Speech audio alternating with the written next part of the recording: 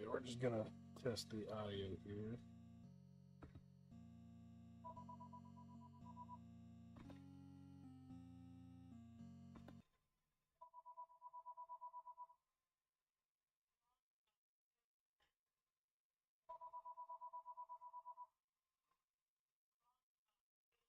Buenos.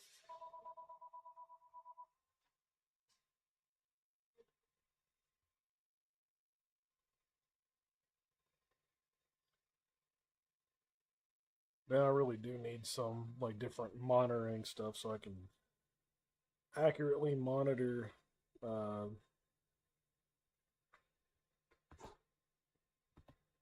you know,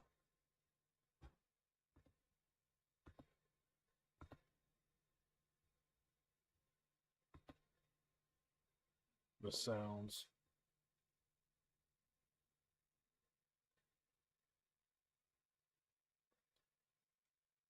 I'm just gonna keep that there.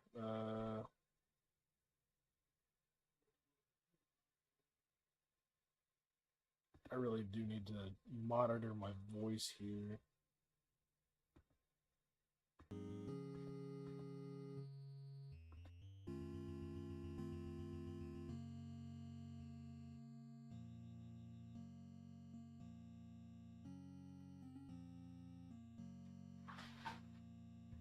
Okay, we're gonna let people roll in if people do roll in before we read some excerpts of the last rites.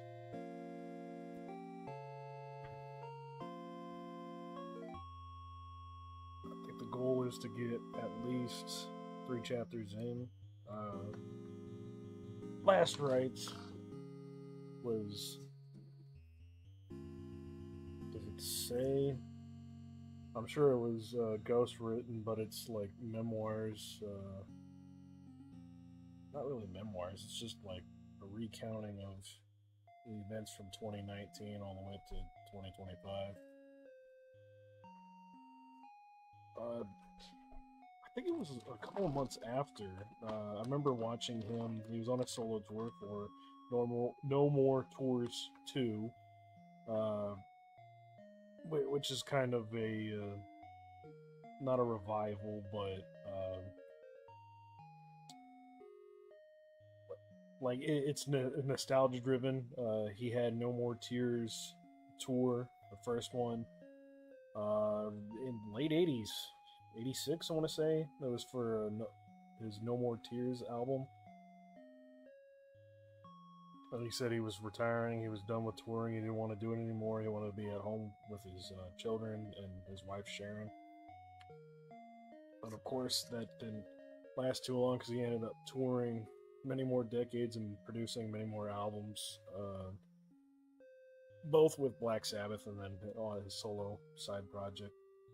But he had this No More Tours 2, which was supposed to be, I don't think it was supposed to be his last. He wanted to continue touring, but I got to see him 2 months before he got put out of commission for having a never-ending staph infection. It just kept infecting other parts of him. Hospitalized him. He went into a coma for a little bit. I believe it was 8 days. And that essentially put him out of touring. I guess it's been in the media for a long time that he had Parkinson's. I didn't realize he had Parkinson's, I guess, with the majority of people until uh, I was like recent, 23. It was after he couldn't tour, but I was lucky enough to see him. This all accounts for his time from 2019 to now, or up until like very recently. Of course, he did pass away. It's very it's very ironic. Uh, we'll get into the contents here in a little bit. What do you call the not a footnote, but like I forget what you call it. It's like it's not the prologue, but it's a little message that you put for viewers before you get into the book. Like a side note, sometimes they, like in books like nonfiction, they'll delve some like the back lore or some like the previous actions before the book takes place, or catching you up to speed, or just like a special thank you. There's a couple of pages in there.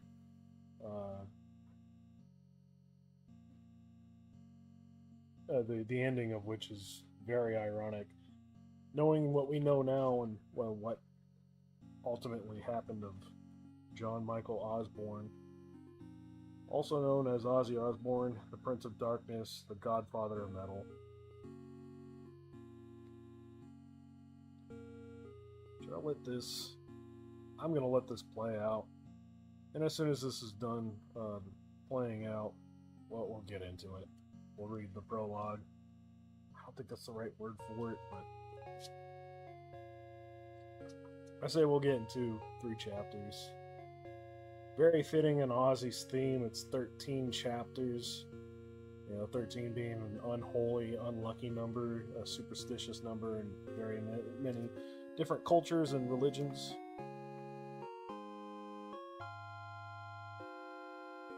He did like the occult, of course. He did sing about.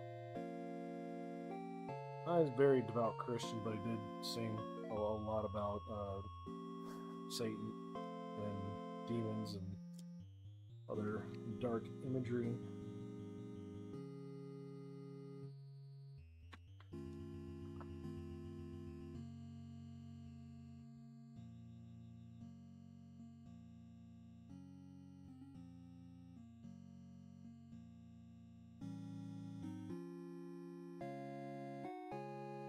Okay, it's still got a little bit ways to go. Honestly, I was gonna wait on getting this book. He had Last Rites announced like I want to say like January. January. What am I fucking talking about? June. The other J. Jesus. But after finding, learning of his death, which has only been 2 months, I don't even think.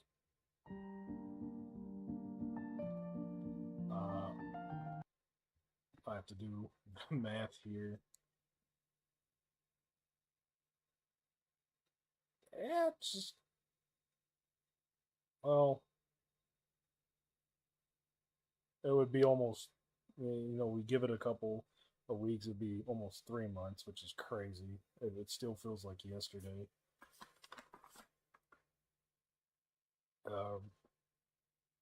When his death was announced, and everyone was paying their respects, and obviously the Osbourne family was going through the grievances, I decided to pre-order it right then and there. I mean, Last Rites, he finishes the book. Like a month later or so, he dies. Very interesting to know, like he did. There was in media in general, like excerpts from his upcoming documentary, I guess if you would call it. I guess that it's it's streaming today. I didn't even know that. Or it was started streaming on the 6th, I guess, before the Last Rites came out on the 7th. But I forgot where I was going with that. Yeah, excerpts from that from No Escape from Now, another media. He kind of knew his time was coming to an end. But I would be interested to see if there's any notations of that in his Last Rites.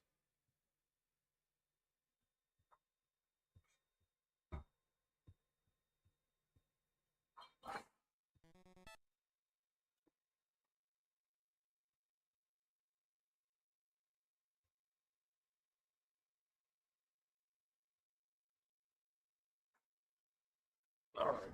Well, we'll get into it. Just make sure the levels for here are good.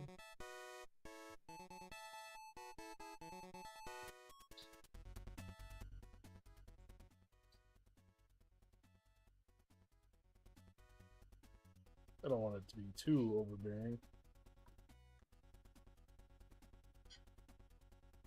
But Last Rites by Ozzy Osbourne. The prologue goes as such.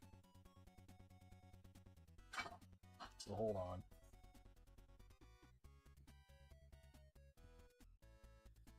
Pause for a couple seconds.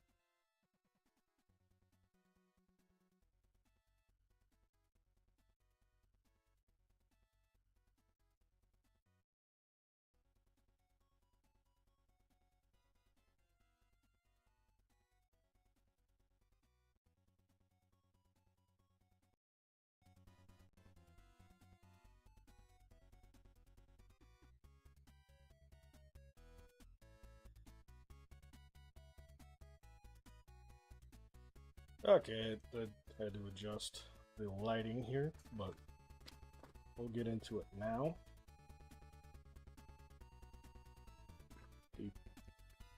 I guess is the one that's notating Ozzy Osbourne's thoughts is Chris Ayres, Ayres. From those last two books that I also got in 2009 and 2011, I Am Ozzy and Trust Me, I'm Dr. Ozzy. It notes that in the beginning pages, Last Rites. Books he's also done, Last Rites Ozzy Osbourne with Chris Ayres. All the copywriting, the book publishers.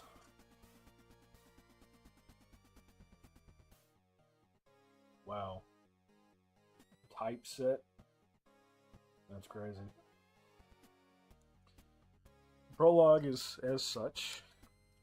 People say to me, if you could do it all again, knowing what you would know now, would you change anything? I'm like, fuck no. If I'd been clean and sober, I wouldn't be Ozzy. If I had done normal, sensible things, I wouldn't be Ozzy. Yeah, I mean, it's fucked up what happened. But you could get to your 70s, you don't just get a cold or a sprained ankle, do you? You get a major shit. I'm gonna assume that shit, it just says S with 3 stars. Same thing as fuck, it just says F with 3 stars. So, you get major shit. And if you live the kind of life I have, you're gonna get major shit squared. Look, if it ends tomorrow, I can't complain. I've been all around the world, seen a lot of things, met some phenomenal people. King Charles, Queen Elizabeth, presidents, actors, celebrities, some truly great fans. I've done good, done bad. Right now, I ain't ready to go anywhere. I've lost a lot of things, but I've still got my marbles, or whatever marbles I ever had. It's good being alive. I like it. I want to be here with my family, and more than anything else in the world, I'm just happy I made it back to where it all started. Aston, Birmingham. In 2003, when I was more famous for being on the telly than I was for being a singer, I crashed my quad bike in the fields behind my house in Buckinghamshire, England. The bike flipped over, then landed on top of me, breaking my neck, fracturing 8 of my ribs, puncturing a lung, and severing the arteries to my left arm. I was in a coma for 8 days. It was the good old NHS that put me back together again, turning me from the bloke who sang Iron Man into an actual Iron Man, my shoulder and spine held together with metal plates, rods, and screws.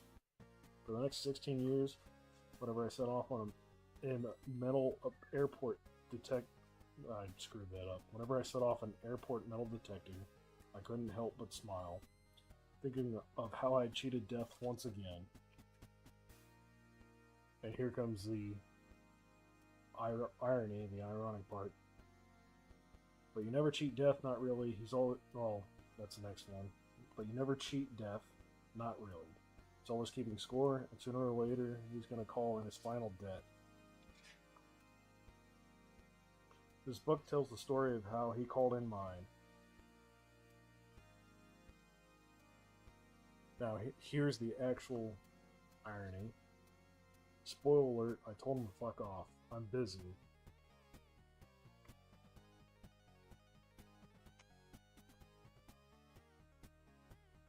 "13 chapters, an outro, and acknowledgements." Damn, the outro lasts like 20 pages. If we have time, I'll try and hit 5 chapters, maybe 6. But it all depends. That's a lot. From chapter 1 all the way to 6, it's 79 pages. Doubtful I can do that in an hour and a half. But we'll get where we get. We'll end it on a clean chapter, and we'll resume the rest of it either tomorrow, and if we have to, Saturday. Chapter 1, The Demon Awakes.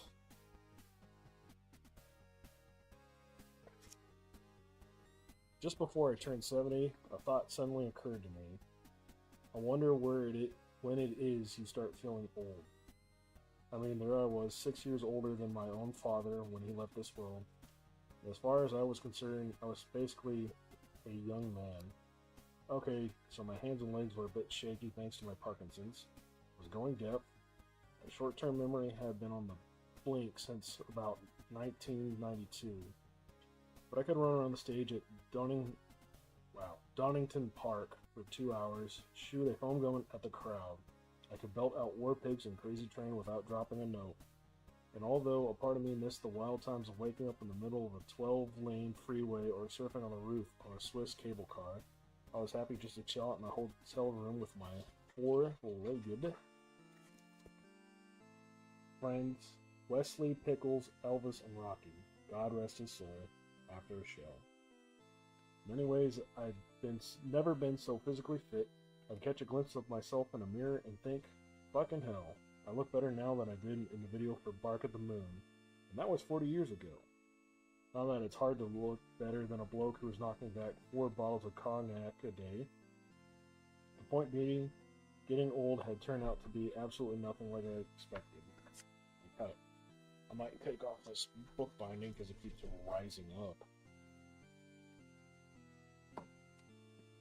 When I was growing up in Aston, you were lucky if you made it to retirement age. More often than not, you'd just drop dead on the factory floor. When my dad passed away in his early 60s, none of us Osbourne kids batted an eyelid. As far as we were concerned, he was ancient. In those days, almost no one made it to 70. The few who did were so craggy, they made Gandalf from Lord of the Rings look like Timothy Chalamet.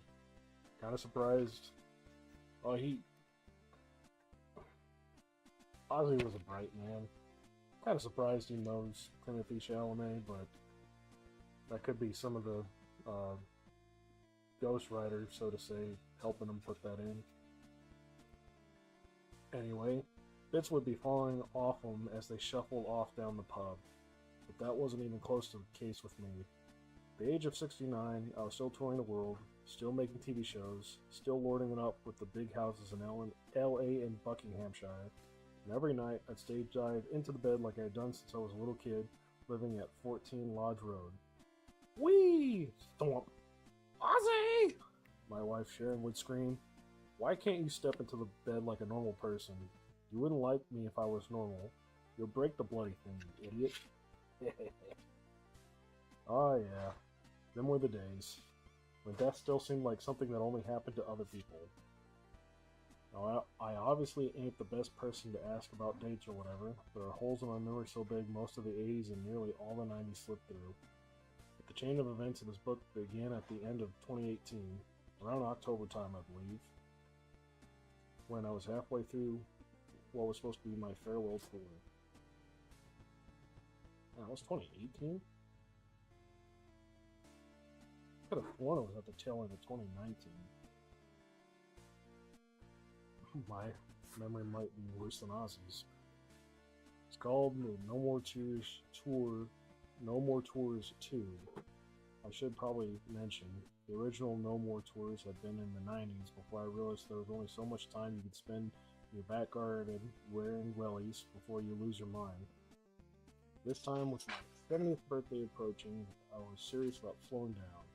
Sharon was even talking about me taking up one of them golden oldie residencies in Las Vegas when I got back. Not that I fancy the idea of becoming the next Barry Manilow. Looking back now, of course, I should have known that the schedule was an ambitious side. I mean, 60 gigs on 4 continents is no joke for any singer, no matter what their age. The way I looked at it, it was my last goodbye to fans and places I knew I wouldn't be playing again. To be honest with you, before the tour started, I was worried if anyone would even turn up to the shows. It had been a few years since I'd last been on the road. For all I know, I couldn't fill a broom cupboard, never mind 60 major arenas. But in the end, No More Tours 2 turned out to be an absolute blinder. From Mexico City to Moscow, Toronto, and Sao Paulo, every show was sold out. And the whole vibe of the thing, from the stage design to the mood of the crowds, was absolutely phenomenal. Every night before I made my entrance, images of my life flashed across this huge screen above the stage. An old black and white photograph of me as a kid, still in short trousers, scared of my own shadow. A color picture of me in Black Sabbath wearing a tasseled suede shirt with a necklace that was actually a tiny Coke spoon. On stage with the great Randy Rhoads, God bless you Randy, wherever you are, to promote the Blizzard of Oz. All mixed in flame effects with clips from the videos from No More Tears, put to the choir chanting Carl Orff's Carmina Burrata. Dot dot dot dot dot dot dot dot dot dot dot dot dot dot. I'm not sure how that goes. Then out, I'd run from the wings in a long purple cloak, while Zakk Wylde's ripped into the opening riff of Bark at the Moon. His hair, legs astride, looking like a Viking about to set fire to a village. Believe me, there's no drug on earth that comes close to that kind of high. I should know, I've taken them all. Even the reviews were good, which freaked me out a bit. The critics had hated everything I'd done, so if they changed their minds now, maybe I was doing something wrong. But I didn't care. I was having too much fun. What made it even more special was the lack of any tension between the scenes. I mean, Zakk ain't just one of the best guitarists out there, he's also one of the loveliest, most salt-of-the-earth guys you'll ever meet. A lot of people in this business only want to know you when you're riding high. Not Zakk. He's always been there for me, no matter what, no questions asked. Up on the drum riser, meanwhile, was Tommy Cluffitos. I know he's got an odd last name. I might have butchered that. A guy whose idea of a good time is a trip to the gym and an early night. He's been keeping me out of trouble for years, as Tommy. On bass was Rob Blasco Nicholson, who's been on my side as long as Tommy. And on keyboards, Adam Wakeman. whose dad, Rick, I've known since he was on Black Sabbath's Sabra Cadabra, for a fee of 2 pints of Director's Bitter. I don't think I'd be giving away any national secrets if I said Rick was a bit of a pisshead back then. That's why we got on so well. What I'm trying to say is that No More Tours 2 was like being with family, and the fans seemed to be having as much fun as we were. Every night, I'd hear tens of thousands of them singing back the lyrics to everything from Fairy Wears Boots to Crazy Train. Absolutely fucking magic, man. But as always with me, the devil is only a few steps behind. I've been sober about 5 years at this point. I ain't pulling the number out of my arse. I've been on the app on my phone that tells me exactly how long it's been. The chains have been broken, as far as I was concerned. But that's what all addicts tell themselves. That then the voice of your addiction starts talking to you, and it sounds like you. You can't tell the difference. It's weird having a disease that keeps telling you you don't have a disease. The next thing you know, you talk yourself into having a little sip of this, or a little toot of that. Then you're in prison, or broke, or dead, or your wife's left you, or all those things at the same time. Being an addict's like carrying around an unexploded bomb that you can never put down. Look at the Friends guy, Matthew Perry. He used to come to our house for AA meetings, or so my wife tells me. The funniest, most talented bloke, and he was trying so hard to stay on the right path. And one day he listened to his addiction telling him that it's okay to get loaded, and that was it. Game over. I felt so sad when they said he'd been found in his hot tub, unresponsive, with ketamine in his system. He'd given everything he had to stay clean, but it wasn't enough. For me, it was around the time of Black Sabbath album 13, 2012, I suppose, when I last fell off the wagon. Why it happened, I can't tell you, other than I was riding high and my ego was running the show. Buying myself a Ferrari 458 Italia with a wrap that made it look like a stealth bomber was the first sign of trouble.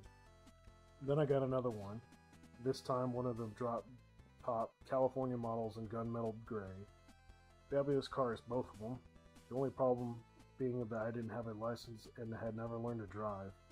With the help of my assistant at the time, I started to get the hang of it, although I think I gave him a bit of PTSD along the way. I don't know exactly when it happened, but at some point I decided I could handle a drink. Probably a pint of Guinness. I dream about Guinness almost every night. I fucking love this stuff. It's like drinking a glass of pudding. Problem is, one's too many and 10's not enough. And the first thing I want after Guinness is to go looking for some Coke. Cocaine's the alcoholic's best friend because you can drink around the clock with it. Otherwise, the booze would drop you to your knees. But of course, when the Coke wears off, you get the come down, and the only way to handle the come down is with some pills. Well, either that or more Coke. But there's only so long you can do that till you're taking a very long nap. Next thing I knew, we moved back to Buckinghamshire, and I bought myself another rocket on wheels, this time an Audi R8. By then, I could legally drive, because I had managed to pass my test in LA, which is a piece of piss compared with the test in England. All you gotta do is drive around the block at this place in Hollywood and not crash into anything. They don't even make you park, never mind do a hill start. It's an absolute joke. They wouldn't even know what a hill start is in LA. Cars don't have clutch pedals.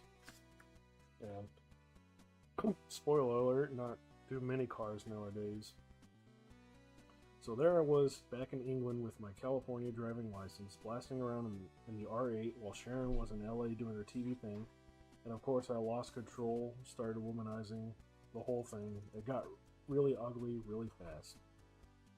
Eventually Sharon gets suspicious, calls my dear friend Billy Morrison, he's the guitarist in Billy Idol's band, and my AA sponsor, and he takes the overnight flight from LA to Heathrow, drives up to Buckinghamshire and finds a note from a drug dealer in the High Wycombe in the R8. To this day, I absolutely have no memory of ever going to High Wycombe. And that may be a butchering too. It could be Wycombe. Although it's a fitting name for a place to go and buy Coke. The thing about being an addict, you live in two worlds. The drunk world and the sober world. What happens in one is like a half-remembered dream in the other. Kind of like Jekyll and Hyde. I break into a cold sweat and shudder when I think of what I did in the drunk world. It's like someone walking over my grave, flat out with a blind corner on a country lane in a Jaguar XJ12, with enough room for a car and a half to pass. Trying to strangle Sharon, the woman I love, thinking she was the devil, setting myself on fire more times than I can remember, popping Klonopin pills like they were sweeties, hitting a bloke in the face with a pint glass. He went to the hospital apparently, but was okay in the end.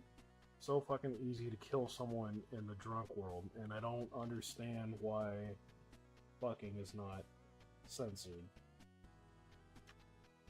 You push someone, hit someone, you have no idea what medical shit they've got going on, how they're gonna fall, what they'll hit on the way down. You're temporarily insane. And when you're behind the wheel, all that it takes for a tragedy is a tractor, a cyclist, someone walking their dog. I've fallen through roofs, fallen off roofs, woken up in my Range Rover in my driveway, icicles on my nose, jeans soaked through with piss. I've been at my local, the Hand and Cleaver, which was only 100 yards from my house at the time, Bull Rush Cottage in Ranson Green near Stafford. One time had to come out and put a sleeping bag over me because they couldn't drag me out of the car and my lips were turning blue. The cat had 9 lives. I must have 33. I had some great times in the drunk world, of course. And my drunk world friends were the funniest group of guys you could ever meet. Dave Tangi, the welder turned roadie turned personal assistant. Charlie Clampham, the fruit and veg guy. Dennis McCartan. Barry Dunnery, Don Mackay, Bobby Thompson, Chris Sedgwick, all in the music game in one way or the other. You knew you were the part of the gang when you'd woken up after a night of heavy drinking to find one of your eyebrows missing. The moment when you looked in the mirror and realized that you looked like absolute shit, but you couldn't for the life of you understand why, it was just absolutely priceless, man. It's thanks to those guys I know exactly how long it takes to grow one eyebrow back after it's been shaved off. 3 weeks. Which is longer than it sounds, believe me. The funniest of all those guys was my old friend Pete Mertens. He had the driest, sharpest wit of anyone I've ever met. He's dead now, God rest his soul. They all are. Throat cancer, liver failure, heart attacks, you name it. Why I'm still here, I don't know. I thought I had beaten that shit. After Sharon busted me and sold all my cars, the one bender cost me north of $500,000 quid. I did the 90s meetings and the 90s day thing at 90 meetings in 90 days thing in the AA log cabin in West Hollywood. That's literally what it is, a log cabin that's been there since 1930 something. It used to be the home of Boy Scouts of America, or so I'm told. Baden Powell would turn in his grave if he knew I'd been in there. Sometimes you have some fun at those AA meetings, sometimes you hear some fucked up shit, other times it's just really sad. Addiction is cunning, powerful, and baffling, they tell you. It helped me, all that AA stuff, got me started on the way back to being sober. If you're on your own, the voice in your head is too persuasive, but I don't want anyone to think I'm patron saint of recovering alcoholics. You want to drink and you think you can handle it, good for you. But I had to be honest with me. I couldn't handle it. It terrifies me now, alcohol, because I turn into somebody else. One drink and the demon wakes. I used to be a fun drunk, or so I thought, but now I just argue. All the little niggles I have with people, I bring them up. The moment I thought I'd finally managed to break free from my addictive personality was when Sharon had some ketamine treatment. Not the off-the-books stuff Matthew Perry was supposedly doing, but a controlled medical thing, with a shrink involved. Very effective for depression, I'm told. Every time she went for a session, she'd come home with her eyes all swollen from crying. And I was like, Sharon, what the fuck are they doing to you in that place? She says that they were helping her face the demons in her past, and maybe I should try it too. Because maybe the reason I couldn't ever stay sober was some buried shit. So I went down there and gave it a try. It seemed like a better idea than going on psych meds or whatever they were talking about giving me at the time.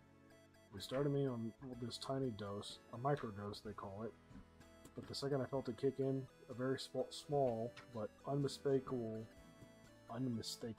altering of the mind, I was like, oh yeah, I could have some serious fun with this. It's totally different from the way Sharon reacts to drugs. She could take them as needed. I just want to keep doing it until I'm blacked out and dribbling in the corner. This time, I recognized it immediately for what it was, and I was like, you can fuck right off with that. No, absolutely not. For the first time in years, I was able to be honest with myself. They say it's physical, spiritual addiction. The physical part is the craving from the brain, and that robs you of spirit. And by getting sober, you're earning your spirit back. When I walked out of that ketamine clinic, I told myself I'd never let addiction steal my spirit from me again. Man, some of these sentences, the way they're written, I'm sure it's trying to mimic how Ozzy would talk. It's just like abrupt. Just abrupt endings, abrupt startings. Oh, sorry for that. For a long time after getting sober, I found harmless things to get addicted to. Yorkshire tea, word search books, English sweeties, doodling, exercise machines, texting funny shit with Billy Morrison and other friends. But nothing is really harmless when the word moderation ain't in your dictionary. I remember the time I decided to give up cigarettes and have the occasional cigar instead. After a tour, and I was starting to get freaked out by the damage I was doing to my vocal cords. The idea was that quitting cigarettes would let my voice recover, while the cigars would allow me to enjoy the taste of tobacco once in a while without inhaling the smoke. Next thing I knew, I was smoking 30 Monte Cristos a day, inhaling every single one of them, and I've converted half of my house into a walk-in humidor. That is crazy. Holy shit. When the time came to start singing again, my voice was so rough my arsehole hurt. So I thought, fuck it, and went back to the cigarettes. But then I was used to inhaling cigar smoke, so even a pack full of full-strength Marlboros felt like having half a wank. It took me years to wean myself off those things. Nicotine is the most addictive substance I've ever put into my body, without any shadow of doubt. People whose lives are wrecked with emphysema and lung cancer, they still carry on smoking. That tells you something about the nature of that drug. Of all the supposedly harmless things I've been addicted to, though, the most dangerous have been doctors' prescriptions. Whether it's Vicodin or cough medicine, I've always been the slipperiest of slopes for me. So when I got sober, I forced myself to stay away from the medical profession as much as I could. But during No More Tours 2, I started to come down with a bad case of vocal strain. I mean, try screaming your lungs out on stage for an hour and a half every other night for months on end, with the humidity and temperature changing at every venue, at the age of 69. Don't get me wrong, for some singers it's no problem at all. Take Elton John. I was talking to him one day, and he said he'd just come back from tour. I asked him how many shows. 48, he said. And I was like, that's a lot of shows, Elton. How long was that tour? He just shrugged and said, 48 days. Couldn't believe it. The guy's unstoppable. He'd do his residency in Las Vegas during the week, then fly halfway around the world to do a couple more shows over the weekend. He works every day of the year, that bloke. The work ethic is insane. I can't keep up with that. There comes a point when my body just says, fuck off. No. For as long as I could remember, the answer's been a drug called Decadron, or dexamethasone. It's a type of steroid basically used to treat inflammation. It gives you a bit of a shove, you know? One shot you can seem higher than the moon. Now, I ain't gonna lie, I pushed my luck with Decadron in the past. I bullshitted doctors to get more than I needed, whether it was in pill form, liquid drops, or injections into my throat. But until No More Tours 2, it had never given me any serious problems. A lot of singers, they go too far with it. They scream so hard they end up with nodules on their vocal cords and have to be removed with surgery. Not me. So as soon as I felt my voice giving out, I went straight to my gig doctor, not sneaking around this time, but with Sharon's knowledge, and got myself a couple of bottles of liquid Decadrone. At first, it was like a magic elixir. I could get through a whole show no problem at all. My range and stamina were so good I could have added a couple of Bee Gees numbers to that set list. That is, with most drugs, it was a play now, pay later, and before long the cure became worse than the disease.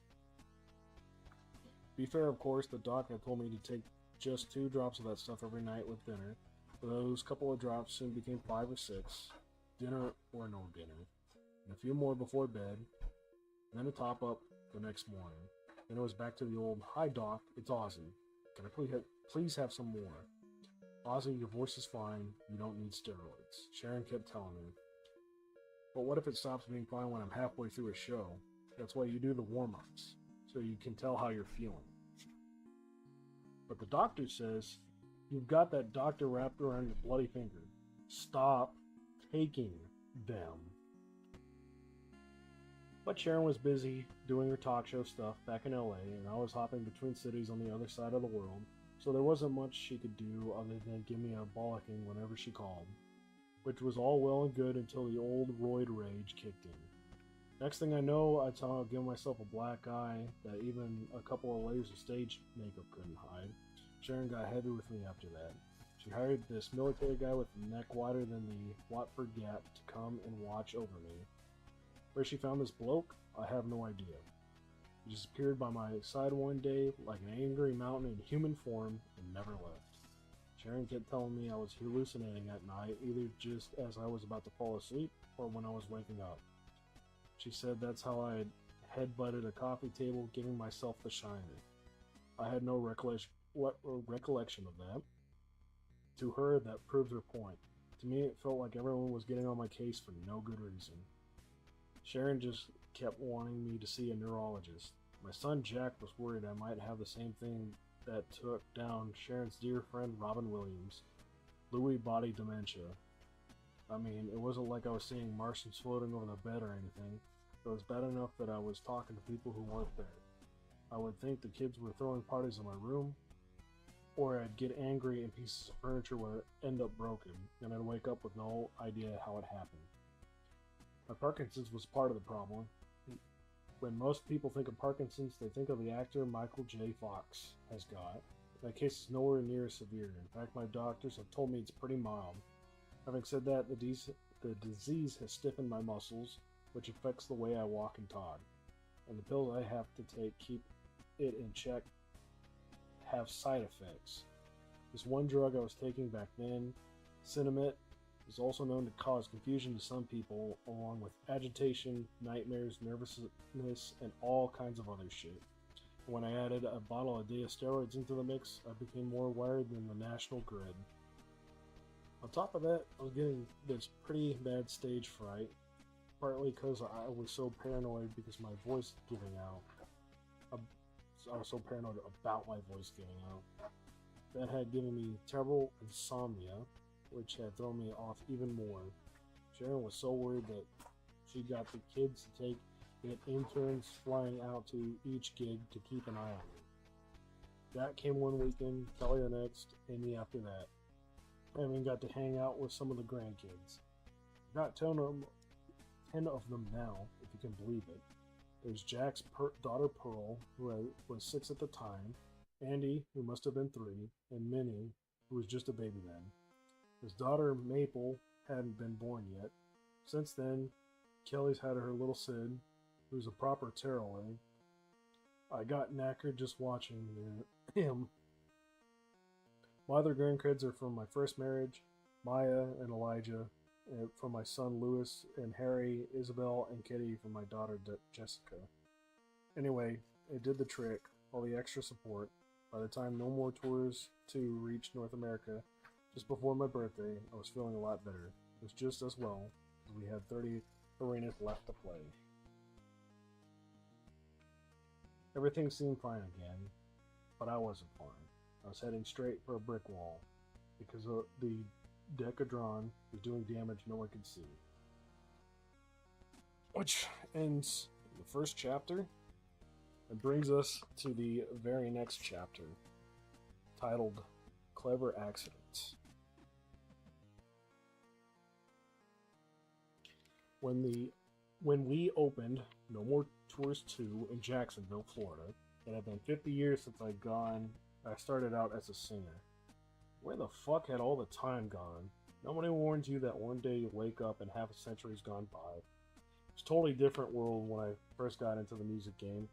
Telly was still black and white. Steam trains were still running from Birmingham Snow Hill to London Paddington, and the future King of England was still a teenager, like I was. Although that was the only thing we had in common. He certainly hadn't just done 6 weeks for burglary. The question I constantly got asked when I was doing press for No More Tours 2 was, how'd you do it? How did you get from there to here, becoming this well-known name, keeping your career going over 5 decades? I didn't have an answer. I still don't. None of it was planned. When you're on the inside looking out, you're just doing your thing, riding the roller coaster. There's no good reason why I'm still here, still working, or trying to anyway, and others aren't. Maybe I just got lucky, or maybe it was just my trip, and everything's meant to be. I first became a performer at school, I suppose, in the days when I was still John, not Ozzy. I couldn't read properly because of my dyslexia, and I couldn't concentrate because of my ADHD. Whenever I had to read something out loud in class, everyone would piss themselves laughing. But if I hammed it up, did crazy things to distract them, I didn't feel so ashamed. The first time I sang in front of anyone was at one of my sister's talent shows at 14 Lodge Road. I did a Cliff Richard number, Living Doll, of all things. It can't have been that bad, because no one booed and none of the windows shattered. Never in a million years did I think singing could be a career. In my mind, I had a better chance of becoming the next Prime Minister of fucking Sweden. The first proper band I joined was the Polka Tot Blues Band. I was 19 at the time and straight out of prison. The name came from the brand of talcum powder my mum used. It was me on vocals, Tony Iommi on guitar, Geezer Butler on bass, Bill Ward on drums. We also had a slide guitarist and a saxophone player, but they only lasted about 2 gigs, mainly because they couldn't play the slide guitar or the saxophone. After a few weeks of gigging, we changed our name to Earth. The only problem with that was when you said it in a Brummy accent, it just sounded like you were throwing up. Ugh. So we changed our name again to Black Sabbath after an old horror film. We were all into black magic shit, especially Geezer, who was always carrying around a pile of Dennis Wheatley books with titles like The Satanist and The Devil Rides Out. And if you'll please excuse me one moment to clear out some riffraff. Get! Shut up!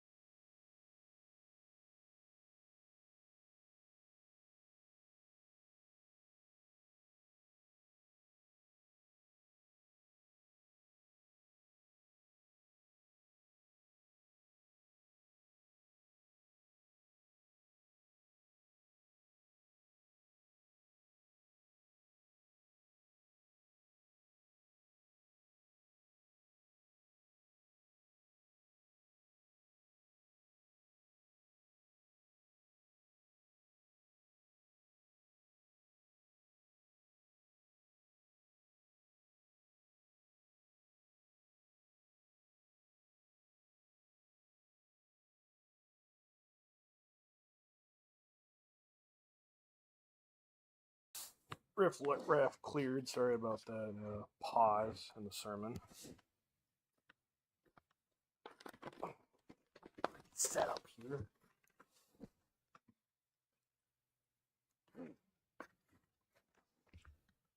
And we'll that got paused.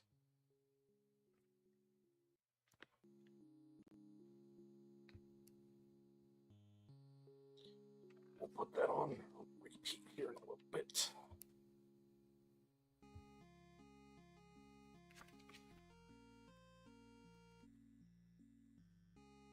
In the beginning, it was all Tony Iommi.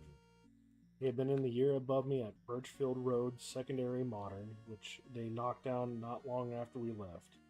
Everyone knew Tony because he had the bright red electric guitar that his parents had given to him one Christmas. He was also tall and good looking and unbeatable in a fight. He had then lost the tips of his fingers in an accident at a sheet metal place where he worked. I only heard about it what happened later, but I'm told his huge machine press came down on his right hand, and when he pulled it out, all he could see his finger bones sticking out. Fucking horrible, man.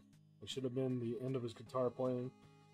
But Tony's an inventor, so he just invented himself a new set of fingertips using an old fairy liquid bottle that he retaught himself how to play.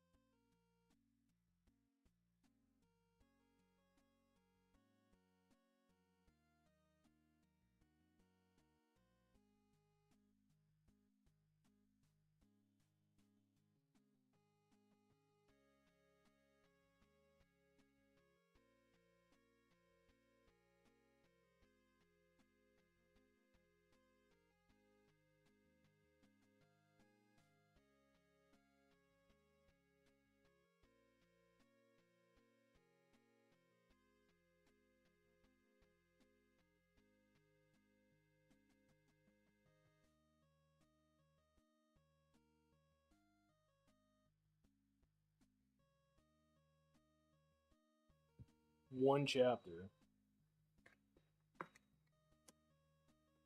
It'll be rough. We'll do at least 3.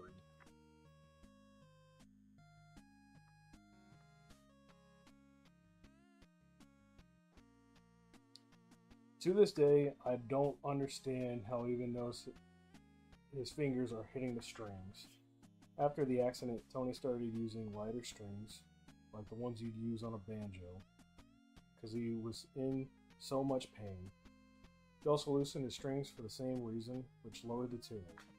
Not that I knew much about any of that stuff at the time, but his plastic fingertips and detuned guitar gave him this really dark, distinctive sound. It was so good, Jethro Tull made him a job offer just as Earth was starting to take off. We were devastated when he broke the news, but lucky for us, Tony didn't like being an employee in someone else's band. He was back after 2 gigs. I didn't even know that. We went to work with Jethro Tull. That's kind of cool. At some point over the years, Black Sabbath got credited with inventing heavy metal. People even call me the godfather of heavy metal, whatever the fuck that means. But I'm not totally sure that's right. For me, the first proper heavy song was You Really Got Me by the Kinks, when it came out the summer I left school. When I first heard that riff, dun dun, dun dun, it did something to me.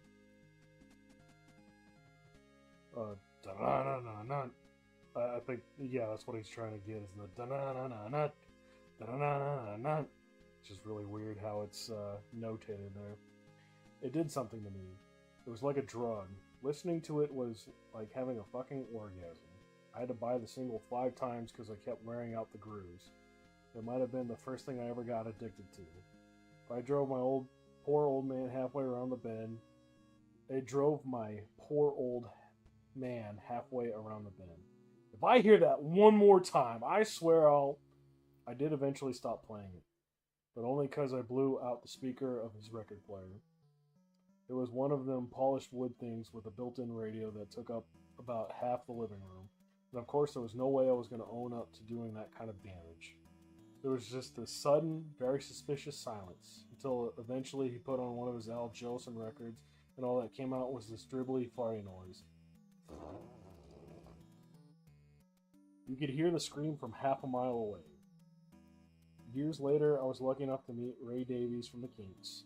We're at the Rock and Roll Hall of Fame 20th anniversary show at Madison Square Garden in New York. I was playing with Metallica, jumping around on stage like a jackrabbit. I told him I thought You Really Got Me was basically the perfect song. He couldn't have been nicer about it. He even returned the compliment saying he liked Paranoid. He couldn't wipe the grin off my face. I wanted to phone my dad and tell him what he'd said, but of course he wasn't around anymore by then.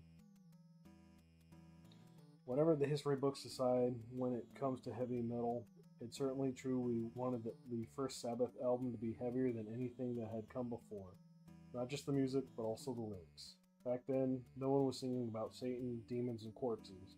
I mean, okay, Fleetwood Mac had done Black Magic Woman, which Santana then covered, but you didn't see girls running out of Fleetwood Mac gigs screaming because they were terrified. You did at our gigs.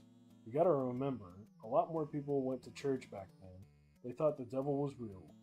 So when they heard the spooky 3-note riff with me howling about a figure in black with eyes of fire coming to take me away, they thought he'd be coming for them next.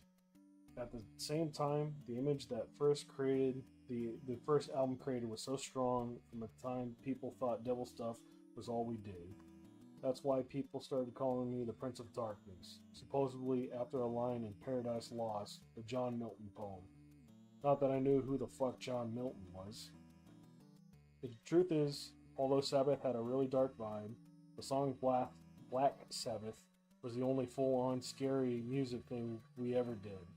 I mean, go and listen to Changes, a soulful piano ballad about a marriage falling apart, or Supernaut, with that awesome funk rock.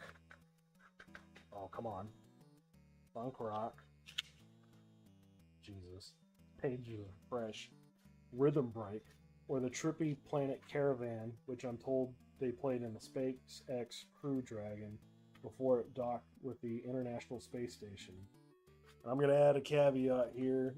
Air Dance is one of my favorite lesser-known titles from Black Sabbath, from Never Say Never, or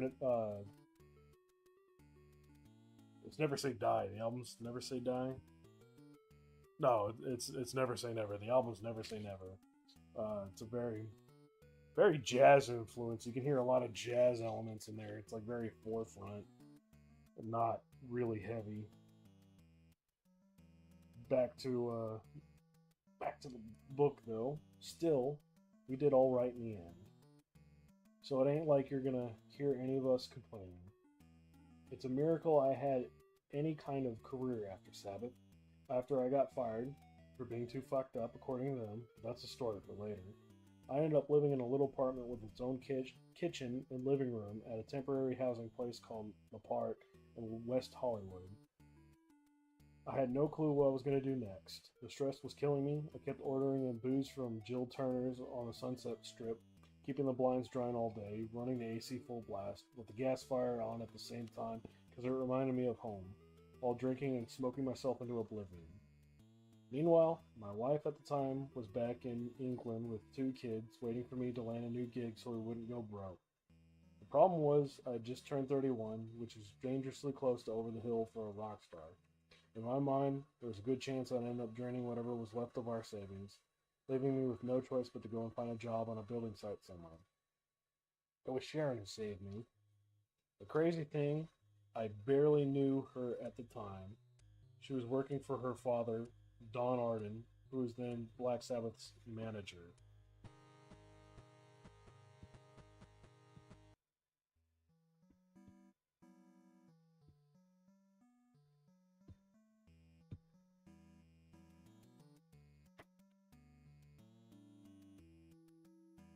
Call himself Mr. Big, and looked and acted like an East End gangster. I didn't even. I'm sorry. I'm dumb as hell. I didn't even change that.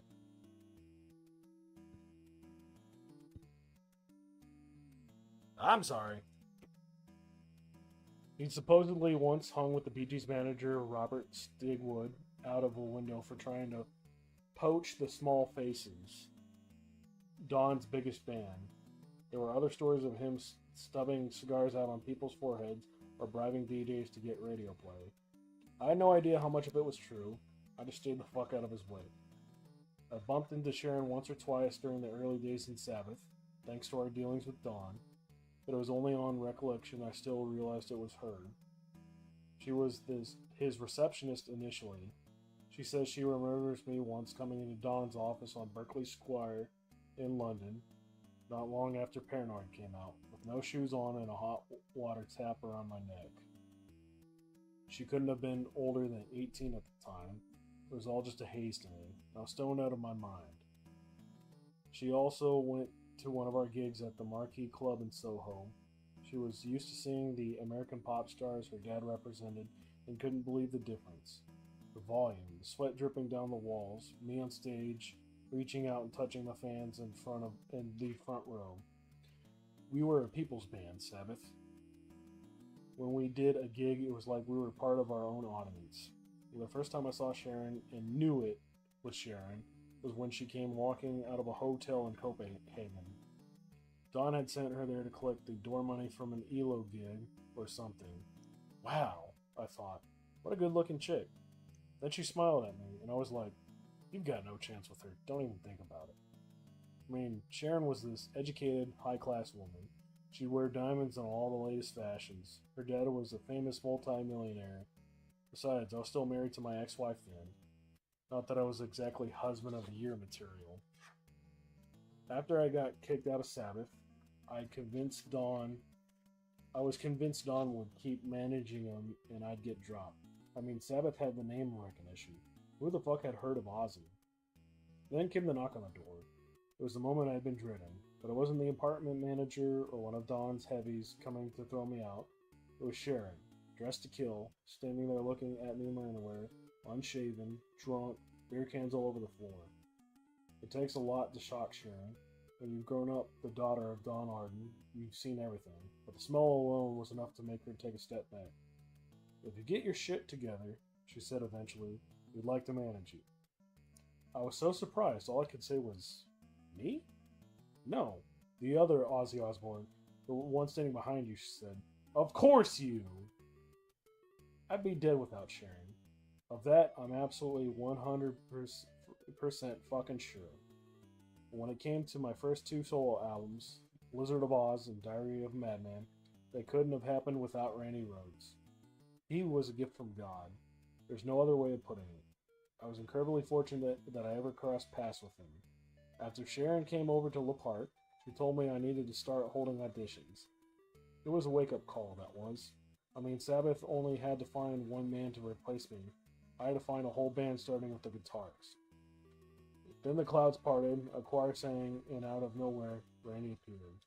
I had no clue who he was at the time. There were so many guitarists out there, and we auditioned so many of them, that I later learned he was in a band called Quiet Riot. They had been going through a tough time, or so I was told. The only deal they got was in Japan. That's why Randy was putting out feelers for a new gig. All I remember of his studio audition was him plugging in and warming up. That was enough. As far as I was concerned, that was enough as far as I was concerned. It's not that Randy was in another league to everyone else. He was playing a different game. He was also just the epitome of a rock star. He couldn't have been more than 95 pounds wet, and he stood at 5'2", just the same size as Sharon. And he had these beautiful features, long blonde hair, and he wore the leather trousers and a low-cut t-shirt. When I first set eyes on him, I couldn't tell if he was a bloke or a chick. I never met anyone who was so careful about their appearance. If it was too windy or raining, he didn't want to go outside in case it messed up his hair. Mind you, he was meticulous like that about everything, including his guitar. It was part of what made him such an incredible player. The thing I couldn't get over was how skinny he was. I could lift him up with one arm. That's probably why he didn't drink much or do a lot of drugs. If he did drink, he'd have one of those milky white Russian things. A girl's drink, or at least it was in those days. 2 or 3 maximum. And he'd get all giggly and go to sleep. And yet, he had this really deep voice with an almost southern twang. What I came to realize was Randy didn't eat food, he just picked at it. The one thing he liked was chicken skin. Just the skin, not the meat. Why'd you eat that? I asked him once, as I was pulling apart the chicken leg. I like the taste, he shrugged. But even though he was skinny, he had the body of an athlete. He'd wear those high-heeled boots in a woman's size, the only ones that would fit, and he would run around the stage in them for hours. I told him he'd got the job before his warm-up was even over. He looked surprised. But I haven't even started yet, he said. My career after Sabbath came down to any one moment. It was the release of Blizzard of Oz in America. When you think of all the singers from huge British bands whose solo albums went down like wet turds in the States, it's unbelievable. And I was no one compared with most of them. There was no reason to think I'd do any better. The release date was around March time, 1981. The album had already been out for a few months in Britain on Don Jett's record label, and had done okay. More than okay, getting to number 7 in the charts. To support it, we played smaller shows, but we packed them to capacity, creating a lot of buzz. At the same time, though, the single of Crazy Train had barely scraped into the top 50. I mean, there wasn't a huge surprise. The UK charts at the time were full of novelty acts like Shakin' Stevens and Bucks Fizz, with the occasional new wave hit by Soft Cell or the Human League. And metal was about albums, not singles. It was a reminder of the uphill battle we had ahead of us, especially in America. By the time we arrived in LA for the US launch, the pressure was off the scale, and the only way I knew how to handle pressure was to drink all night, then kept drinking the next morning.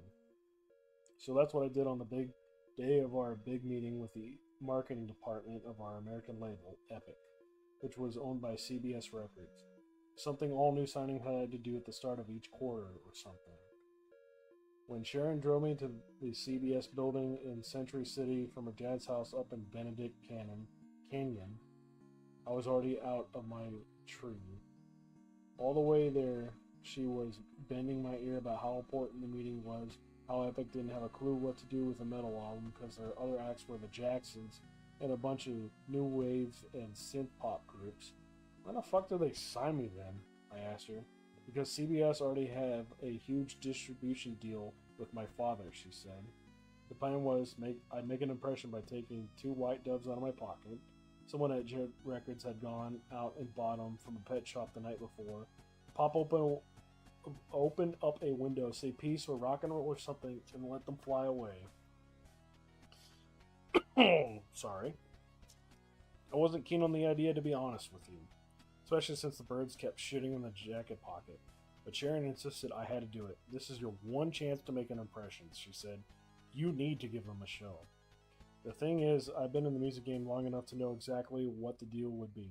The record company was having a marketing meeting. It wouldn't just be me going there. It wouldn't be just be me there going.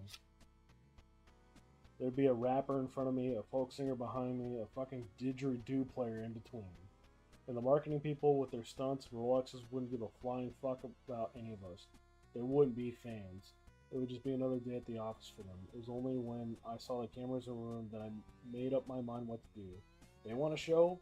I thought, I'll give them a show. I knew exactly the shot I wanted. Horror. Absolute horror on everyone's face. As for Sharon, she had absolutely no idea what was coming. She'd have confiscated those doves in a heartbeat if she thought they were in any danger.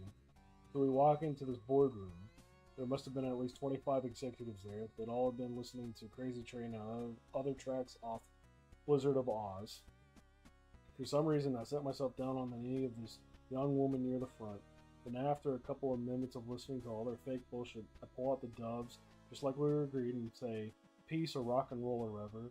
Aw goes the room. I took a deep breath, smiled for the camera, and bit the dove's head off. Jesus. The place went absolutely fucking nuts. People screaming, crying, throwing up, calling for security, calling for the cops. At this point, I throw the dove's body on the conference table, but I still had its head in my mouth. And then I popped it on the ground and grinned for the camera. I had blood and bird shit and feathers all over me. It was absolutely horrendous. To this day, I have no idea what I was thinking. I mean, I wasn't thinking. I was 36 hours into a 72-hour bender. And these big blokes with earpieces and guns come running in, grab me and Sharon, drag us away, and throw us out on the street, where Sharon literally pisses herself. She's laughing so much. Out of shock, I think, more than anything. Meanwhile, I let the other dove go, so we knew it was still fluttering around up there somewhere, with about a half dozen massive security guys running around in circles after it. Later that day, we got a call from CBS lawyers saying if I pulled any more stunts like that, they'd bury the record and not let me out of my contract. But the early pressings of Crazy Train had already gone out, and by the end of the day, it was being played back to back on every metal station in the country. That was the moment the U.S. label realized, okay, this guy's fucking nuts, but maybe he'll sell some records. And that was their whole game, man, selling more records. Funnily enough, it was my game too. First thing I should say about it all is that the poor dove didn't deserve it. Now that I'm older and living full-time in the sober world, I can't stand any kind of cruelty to animals. What happened to that bird, I'll take it to my grave. I can't change what I did, and the truth is, as bad as my behavior was, it changed everything for Blizzard of Oz. By the time the US tour got started a few weeks later, people thought I was an absolute fucking lunatic. So we had some fun with it, chucking buckets of pig guts and whatever into the crowd. What no one expected, though, was the fans would play along, chucking stuff at me on the stage. Meanwhile, the authorities were losing their minds over the atrocities they thought we were committing, even though it was nothing worse than throwing around some slop from the nearest butcher's shop. Every night, things got crazier and crazier until finally, early in January, by now it was 1992, the tour reached the Veterans Memorial Auditorium in Des Moines, Iowa. That was the night someone threw what I thought was a joke shot bat at the stage, and I caught it. Now, I don't need to tell you what happened next. Spoiler alert, if you don't know, he bit the head off of a bat. Other than the same when I bit on its neck and I realized very quickly it wasn't made of rubber. From that day on, my reputation would precede me whenever I went into a new town. And of course, human nature being it is what it is, the story passed that the bat got exaggerated. But the story about the bat got exaggerated every time it was passed on. Like it was a game of Chinese whispers. When it starts, Johnny cuts his finger. But by the time you've gone around the circle, Johnny's cut his head off. But I was lucky, you know. Once you get on the horse, you gotta go wherever the horse takes you. You gotta be prepared for the good and the bad. You can't go back and redo it. The saddest part for me, the part I still think about all the time, is what happened on that tour to Randy and our hair and wardrobe lady, Rachel Youngblood. If anyone deserved to die, it was me. But when tragedy struck, it was so fucking random. I still don't understand how it happened. For now, all I say is not a day goes by and I don't ask myself, why am I still here? Not them. Another caveat. I don't know why I don't remember it off the top of my head. I should. This shit escapes me sometimes. But it was someone in their band. I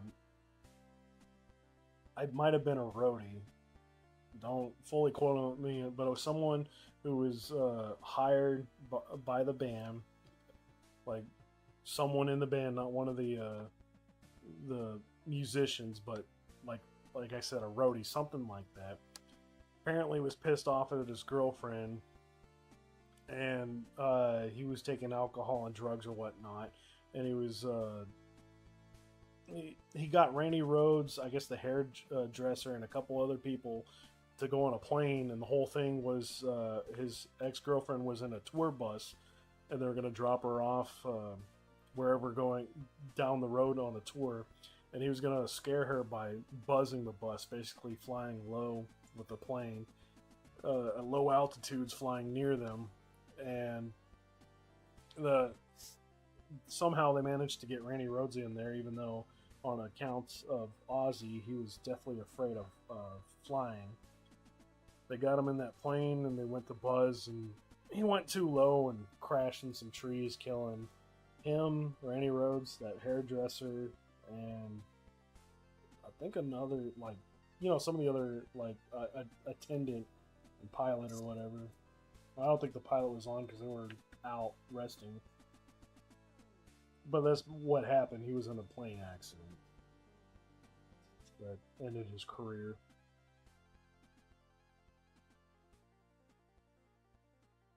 What I'm trying to say is there was no clever plan that got me from the Polka Toke Blues Band to No More Tours 2. If anything, it was just a clever accident. It was the same story with one thing in my life that had nothing to do with music, the Osbournes TV show. For the longest time, the TV people in LA had wanted to do a sitcom based on my life, a kind of rock and roll Addams Family, but with a retired rock star as the dad, but they didn't think a straight-up documentary-type show would have enough of a plot. Then we did the Cribs special on MTV at the end of 2000. Kind of like the old ITV show Through the Keyhole, but for rock stars and rappers or whatever. The thing just blew up. It became the highest rated episode in the history of the channel or something. And after that, the TV people were like, fuck it, let's just stick some cameras in their house and see what happens. Started a whole new thing with that show. As the actor Jack Black joked at my Rock and Roll Hall of Fame induction ceremony, it might have been the most evil thing I ever did. Before us, there were no reality shows about famous families that didn't have pre-written plots. Now everyone and their fucking hamster has one. We had some good times making the Osbournes looking back. Well, for a while anyway, but then that kind of frame is impossible to hold on to. I mean, I'd been sort of famous for most of my adult life, but being a TV star was something totally different. It was what I imagined it would be like to be Tom Cruise or Meryl Streep. I got addicted to the fame for a while, if I'm being honest with you. At one point, Sharon threw a party at our house, and it was just a who's who of fucking everybody. George Lucas was there, Elizabeth Taylor, Robin Williams, Sylvester Stallone, Rod Stewart. Then I walk out into the back garden, and Elton John's playing the piano by the swimming pool. Every day, something crazy happened. Donnie and Marie Osmond filmed an advert with me. I went to the White House Correspondents' Dinner with President Bush, joked that his mom was a huge Sabbath fan. Where President Bush joked that his mom was a huge Sabbath fan. I probably shouldn't have drunk 3 bottles of wine and stood on the table at that thing, but whatever, you live and learn. At the end of the day, though, I'm a singer, not a TV personality. I mean, I like being in the Osbournes, but I hated working in TV. It's a viper's nest.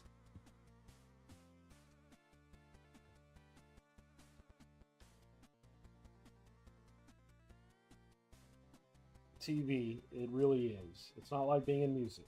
You've got no friends in TV, the rivalry's off the charts, everyone just wants what you've got. It's so funny all the time.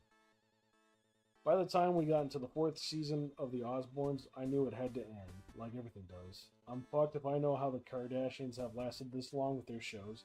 It must be on season 60 by now. For us, by the end of our run, we were all desperate to get our lives back. Jack was on drugs, Kelly was on drugs, I was sneaking up to my room to go smoke weed at every opportunity. Then Sharon got cancer. It all was bad, man. Our poor wife was so sick, it took her the longest time to get over it. It took all of us a long time to come down from the high of the show, the stress of it, to go from reality TV to actual reality again. When the final camera guy left, it was such a relief, man, to take a shit without a boom mic over your head, to get your leg over with the missus without 3 producers taking notes. And best of all, to get out of the house and go back on the road again. That marks the end of Clever Accident, Chapter 2. And I don't know why I don't have any of this written down, but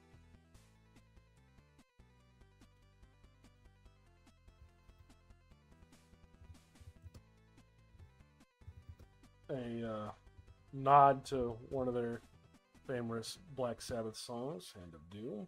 That will be Chapter 3. And we'll see at the end of this if I can squeeze in Chapter 4. Chapter 4 will probably be the end of it for today. But at the beginning of Chapter 3, Hand of Doom, the last gig of No More Tours 2 before the Decadron caught up with me was West Valley City, Utah. We were almost done with the North American tour.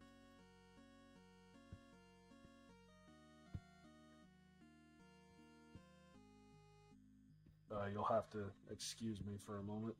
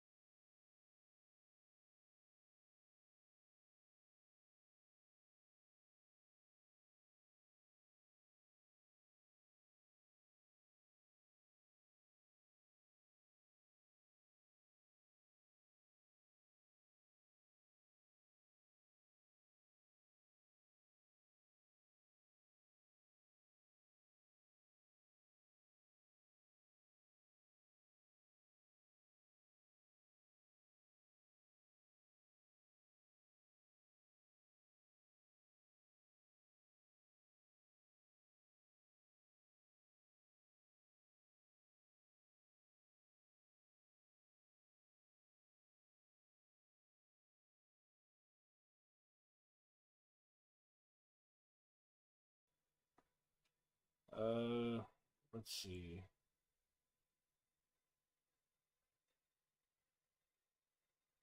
We were almost done with the North American leg of the tour by then. Yeah. Oh.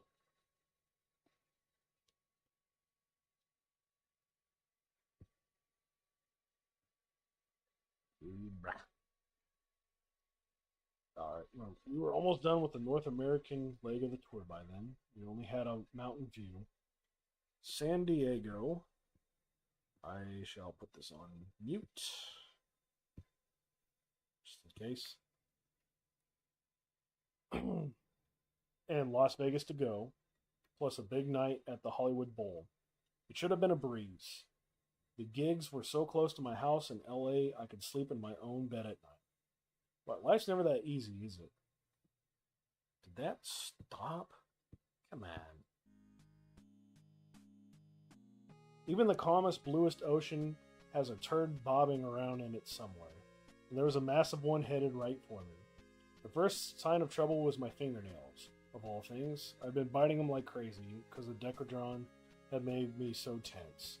Then one day, I noticed the cuticle on my right thumb was all red and swollen. But instead of doing what I was supposed to do, dab some antibiotic cream on it and leave it the fuck alone, I'd started to pick at it. I'm pretty sure that says pick at it. I have to turn the page. Bob Seger and the Silver Bullet Man. Yeah, look at that. I was right at it. I was so agitated all the time, it was like a nervous tick. And then somehow I banged it against the door, making it bleed. Meanwhile, the cuticle on my middle finger was starting to go the same way. I wouldn't have cared, but the pain was really bad. A kind of constant low-level throbbing that made it hard to focus on anything else. What I didn't realize was that I had bacterial infections in both fingernails. And although those kinds of infections can heal on their own, the way Decadron works is it suppresses your immune system. That's how it reduces the swelling, which is what makes your voice feel so much better. But if you do enough Decadron, your immune system goes from suppressed to totally shut down. And that was what happened, which might not have been a problem if I hadn't been exposing myself to all kinds of new viruses and bacteria at the events we were holding every day. Meet and greets, they were called. Now, the way a meet and greet works is, if a band pays more dough, they get the best seats in the house, some signed gear, and a few minutes to chat and take a selfie before the show.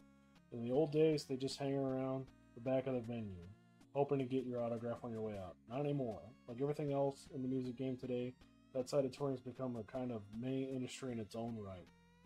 I ain't gonna lie, part of me finds the whole meeting people for money thing creepy. Also, tickets are expensive enough as it is. Bean counters have pulled so many fees out of their arse over the year. It's a wonder that they don't charge people to leave when a gig's over. That's it. If meet and greets were free for all, only the pushiest fans would get to the front of that queue, and they'd probably just turn around and flog whatever you sign for them on eBay. I'll hold it right there. I'll leave that going.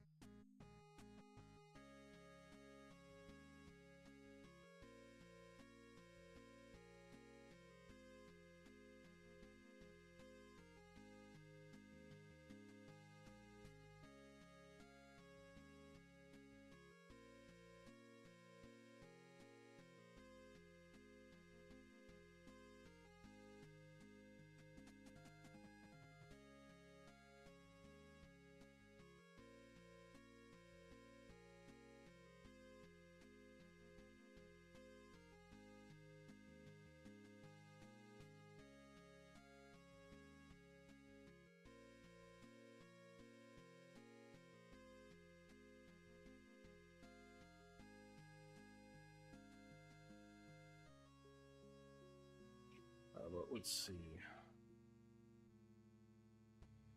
Besides, the older I get, the more fun I enjoy meeting the fans and having a bit of fun with them.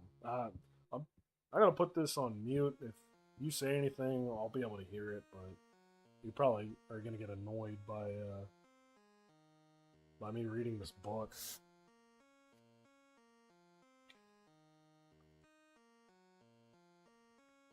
No, your shit ain't pulling up anyway. I have it so that it's got audio coming from me and then from YouTube because I'm playing some songs, so you're fine.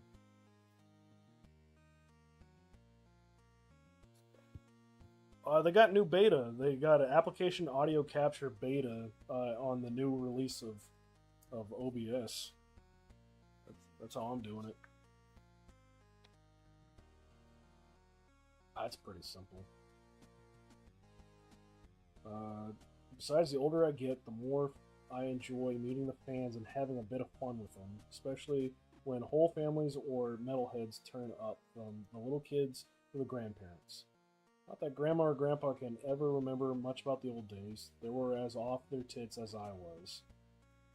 Honestly, the only worry I had about meet and greets during No More Tours 2 was that someone crazy would get through.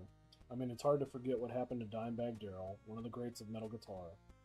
Out of nowhere, a guy jumped on stage and shot him dead, along with 3 others. It must have been 20 years ago now, but it still shakes me up whenever I think about it. Spookily, it all went down on 8 December. That's a fucking typo. The 8th of December. The same date John Lennon was killed. Probably no coincidence, but we'll never know, because the shooter was taken down by a cop before anyone could ask him why the fuck he did what he did. I've certainly had no shortage of lunatics turning me around over the years. There was a bloke who kept showing up at my gigs with a 5 million-year-old mammoth tusk. Why? I have no fucking idea. Another guy painted my name on every single thing in his house, the walls, the sofa, everything. Then sent me a home video to prove it. A lot of crazies came out of the woodwork after the bat thing happened, but it was when the evangelicals said I was putting satanic messages in my songs that it really got out of control. I mean, when you get that kind of fame in America, there's always someone out there who will say, I'll stop this little game you've got going on, bang bang, you're dead. But the thing is, crazy people are everywhere. If you thought about it too much, you never leave the house. So I was like, fuck it. The whole point of the tour is to say goodbye to the fans, so why not meet as many of them as I can? That way, every afternoon before a show, I was at the venue, my cuticles all fucked up, infections raging, shaking hand after hand, before going back to my hotel to do more Decadron. All while I was getting sicker and sicker. Whee! Thwomp! Ah, fuck! Whatever you just broke, said Sharon from under the covers. It serves you bloody right. I just stage dived into bed again, like I did every night. I think something's wrong with me, I moaned, staring at the dodgy finger I just landed on. It's taking you this long to realize that? I'm serious, Sharon. Something weird's happening to my hand. She sighed, and I heard a bzzz noise as her side of the bed started to lift. The one of the best things about being a rock star, having all the latest toys. Our bed's got a bigger brain than Chat GPT. Jesus Christ. Me and Sharon have each a little remote control, and with the press of a button, we can set our side to the bed to whatever height we want, all without affecting the other person. Meanwhile, all the motors, wires, and gear, wheels, and whatever are hidden under the mattress in this metal platform thing. This had better be worth it, said Sharon when she was fully upright. Look, I showed her my thumb. It's fucking killing me. My middle finger, too. She took a closer look. You got swollen cuticles, she said. Just put some cream on. Stop biting them all the time. It's disgusting. But... back down she went. I must have put a couple of tubes of antibiotic stuff on my fingers that night. When I woke up the next morning, my thumb was throbbing so hard, it felt like I was hooked up to a diesel generator. And when I lifted it up to take a look, I just about shit the fucking bed. Overnight, it had ballooned at least 10 times its normal size. It looked like it belonged to one of those giant foam hands you see at baseball games. My middle finger was massive as well. I could barely move any part of my hand, the swelling was so bad. And the pain was on another level. Sharon! I did a shitty fucking voice. My voice was shaking. I think I need to go to the hospital. Oh, for God's sake, Ozzy. Stop being such a bloody drama. Oh my God, your hand. She couldn't believe it. My thumb was the size of a 100-watt light bulb and glowing almost as brightly. Neither of us could stop staring at it. It was like something from the circus. We could have sold tickets. We had no choice but to get it looked at, even though the next gig of the tour was that night in Mountain View, a 1-hour flight from the Van Nuys airport in the valley. So Sharon phoned the tour manager and he came over, not looking very happy at all. Then off we all went to the Cedars Sinai Urgent Care place down on Wilshire Boulevard in Beverly Hills. It's a separate building to the main Cedars ER because it's for non-life-threatening things. You wouldn't walk in there with an axe in your head, put it that way. But for a swollen thumb, it was just the job. All I really wanted was something for the pain. As bad as my hand looked, I still thought it would just get better on its own. I mean, my sister Jean had swollen cuticles all the time when we were kids, and she just got on with it. If she asked for a day off of school, she'd have got a clip around the ear. But when the doctor took a look at my hand, the blood drained from his face. How did this happen? He asked, giving me this very stern look. Beats me. I just woke up with it like that. Did you shake anyone's hand recently? Are you taking the piss? I said. I must shake 1,000 hands a night. I see, said the doc. Have you been feeling run down lately for any reason? Say, from a cold? I shook my head and gave him the best "it wasn't me, officer" look. Sharon kicked me. Just bloody tell him, Ozzy, she hissed. Okay, I coughed. I might have been taking the odd drop of Decadron. Steroids? Yeah, for my voice. I see. And the occasional drop? Yeah. Ow! Sharon had kicked me again, but harder. Okay, a few drops. I mean, a few drops a week? More of a daily thing. We went very quiet for a moment. Mr. Osbourne, how many drops a day exactly?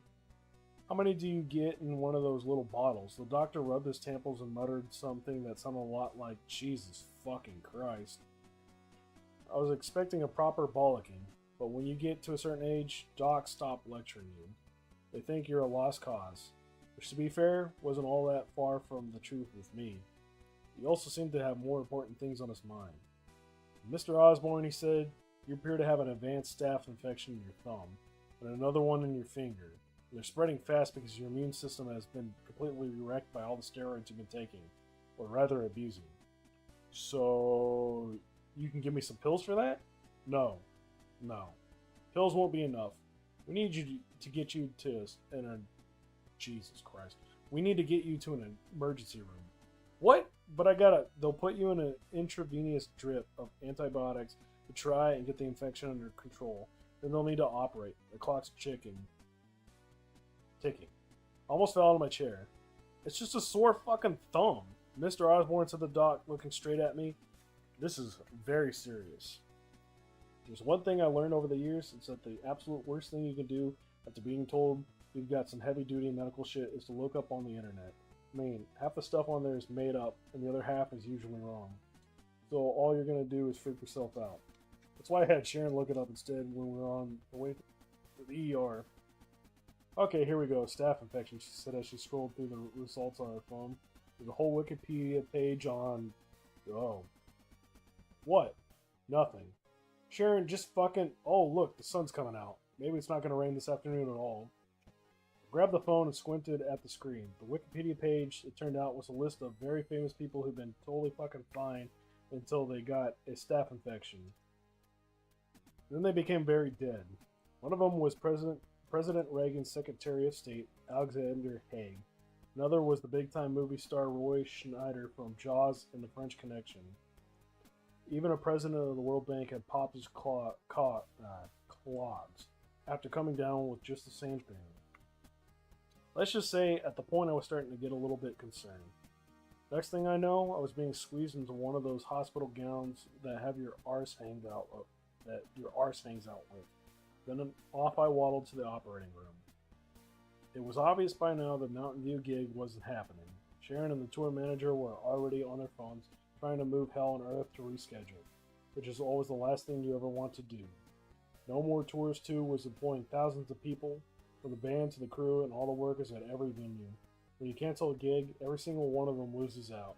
When I was younger and fucked up all the time, I didn't think so much about the side of things. But now it felt like this huge responsibility weighing down on me.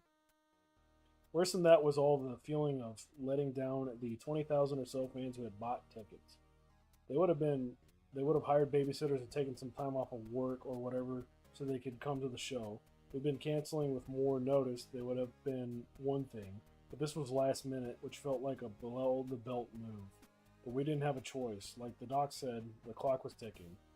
The shock of all of it was just starting to hit me when they put the antibiotic drip into my arm.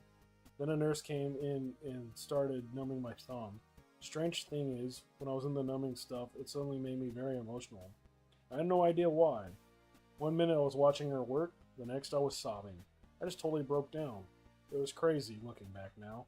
I suppose it was all the suddenness of it all. When an infection takes a bad turn, it happens so quickly. And it was all because of such a mundane, stupid fucking thing. An infected fingernail. Okay, 2 infected fingernails. At the back of my mind, there was also the worry that the bacteria would turn into one of those mutant flesh-eating things that antibiotics can't control.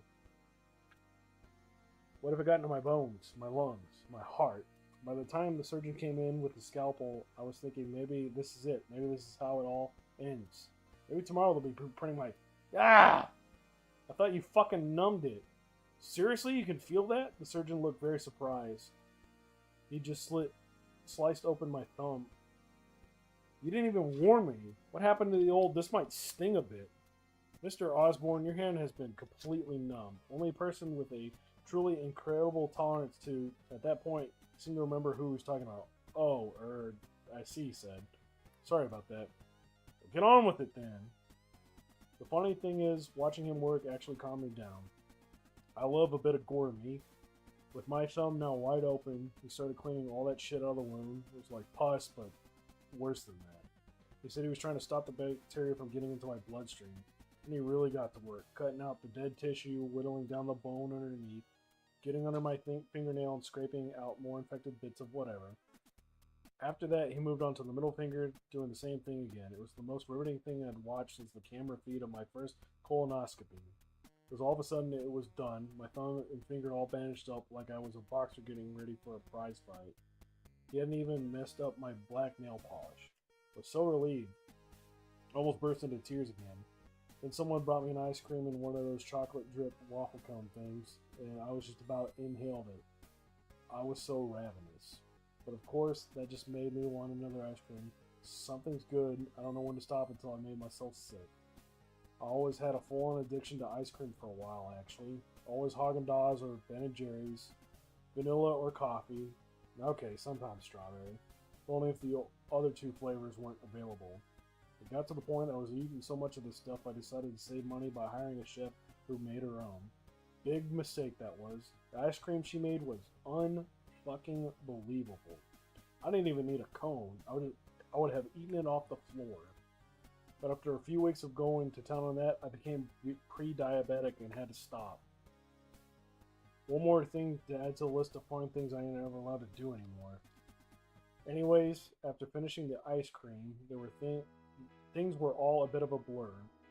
Kelly and Jack stopped by at some point, and of course we had to put something on Instagram, since we canceled the show. You're famous, and so much as a scratch your bollocks these days, you've got to put it on social media. I mean, if you don't do it, someone else will. Before smartphones, you had to be in really deep shit before the paparazzi showed up. On a few occasions, I've had them jumping out of the bushes and parachuting onto my back lawn to get the best shot. I think it's a liberty, I really do, but now everyone's a pap. You can't walk down the street without sticking a phone in your face, but I don't complain about it anymore. Like, fuck it. Can't beat it, join them. So, now, every last burp and farts get beamed into my 6 million followers. I can't wait to get out of here tomorrow, I wrote in the post, under a picture of me with my bandaged hand. I also made sure to thank the doctors and nurses. Meanwhile, Sharon had worked a miracle with the venues. They'd agreed to delay the shows by a few days, so the North American leg could get wrapped up by the end of the year, just like we planned. I finished 2018 by headlining a blowout New Year's Eve Ozfest in LA. I could hardly believe what a close call it had been. For a few moments there, I'd been convinced I was about to have a very short conversation with St. Peter in front of the final velvet rope. Osbourne, he'd say, not even looking at his golden clipboard, you're not on the fucking list. Clank! Wah! But it all seems so silly now. I had started to laugh. Or at least I did until the surgeon came marching back in with a bad news look on his face. Your test results are back, he said. The infections are more stubborn than we'd feared. We need to keep you on the drip at least for another 5 days. It was like the air had been sucked out of the room. I couldn't get any words out. It wasn't even the worst part. But we're going to need to operate on your hand again because the scan showed there's still dead tissue in there, he went on. If we don't get it all out, it could be life-threatening. I looked over at Sharon thinking there was still a chance we could do the shows. She had her head in her hands. 5 days in the hospital were 5 days too many. It would totally fucked up the rescheduled dates. The juggling she just pulled off had been for nothing. It was a game over. For 2018 at least. We'd have to pick up the pieces in the new year, assuming the infections didn't get me first. We'll pick up tomorrow on Chapter 4 Countdown. But thanks for tuning in. That was the end of Chapter 3. Getting into the crux of things.